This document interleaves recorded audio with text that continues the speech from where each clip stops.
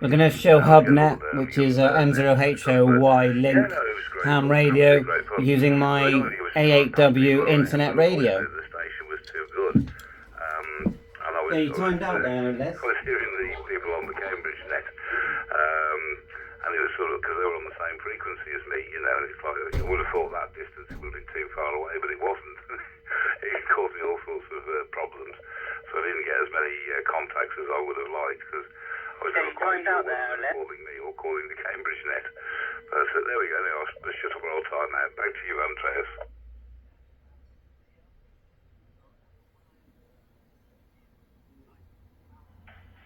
M0FXBA timed out there, but I got everything you said. So yeah, that's bringing back memories. I remember when I was a kid, I found this actually found it, yeah? It was a radio that went on your wrist, and it was blue and black, and it was basically, it looked like a speaker that was on your wrist, and I just remember being fascinated that this thing on your wrist could be a radio, and well, that would have been 1970 something. And then I remember a few years later, my dad used to go to these auctions, you know, sort of selling everyone's old home stuff, I suppose. And I saw this little TV. It was like a long thing, about a foot long, but the TV screen, I don't know, be about 3 inches square, and it was a radio, but basically with a TV screen. And you tuned it, and I sort of looked at it, my dad, and sort of went, oh, I bet you it sold for about £6. And he got it for me, and I brought it home, and I sat it on my in my room, and I would just tune it around, and it actually had just a loop antenna, and I would just sit there for hours and hours, and I think I was about 9, just tuning this thing. It's still plugged into the mains, and I would find something that I liked, like back then, like the $6 Million Man or Starsky and Hutch or something like that, and just sit there and just be I could have gone downstairs and watched it on a colour TV, but I was just fascinated, just sat there tinkering with this little old radio, basically. And this is sort of the birth of my interest. And obviously the thought of having a walkie-talkie anyway back then was a fascinating thought, because in those days we didn't have mobile phones, did we? So any sort of mobile communication was, for me, was fascinating. Back to you.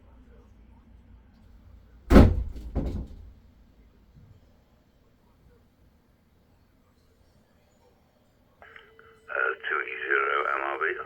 That reminds me, I think I had something like that. It was like a how can I put it, a very small ghetto blaster. They had I think it was like 4-inch, and I think it had twin telescopic aerials that used to fold onto the top, and you could get little black and white TV programs on it. As you say, you know. I think by the time I had that, there was colour TV around, but I used to be fascinated with this thing. But it was, as I say, it was also a radio. It did, long wave, medium wave, and FM as well. But there weren't that many FM stations about at that time, I seem to remember. I think it was sort of the birth of sort of commercial FM radio at the time, and.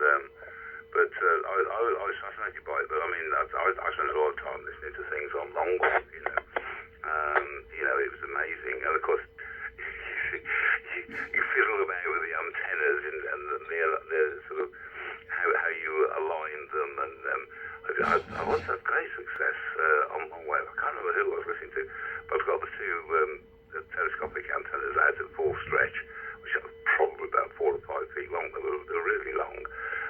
And I'd set them, horizontally in opposite directions. So, a bit like a dipole with a like 6-inch, 8-inch gap in between them.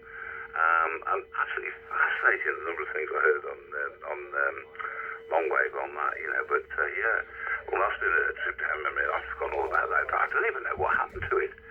It was before I was married, so I was probably still living at home. So it probably just got left at home, and my parents probably just threw it away when they moved house. Oh, what a sad end to a beautiful bit of gear. I wish I'd still got it now. It would make a certainly fascinating retro piece. Back to you, Andreas. 2E0 LRV.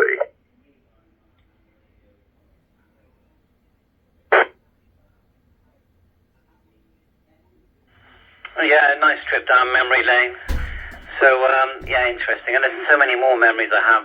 And that was literally what is the reason I'm a ham radio. So I'm not just ham radio, I'm a shortwave listener as well. Everything really, CB, anything to do with communication, Zello. That was all born when I was that small kid back, 40 years ago, 50 years ago. So, all right, Les, I better go and leave. As many people like to use Hubnet, and then we'll have to talk again soon. I hope you're keeping well. Back to you for a final M0FXP.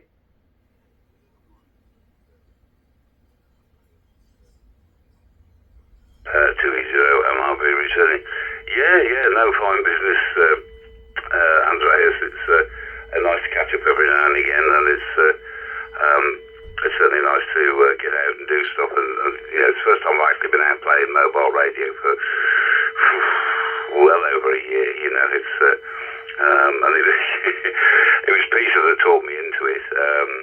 I was aware of this 145 Alive thing, but I wasn't actually sort of, other than I was just listening to this, and then Peter sort of persuaded me,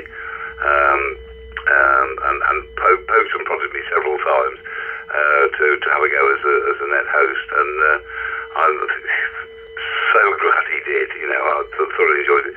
I think Peter had a great time as well. I think he was surprised at the amount of stations. I know he overran by at least half an hour, if not 40 minutes after it was finished, because so many people, wanted to contact him, but it is good fun. Anyway, I'll let you get off. I need to go and do stuff. There you go, how good is that? Bye for now.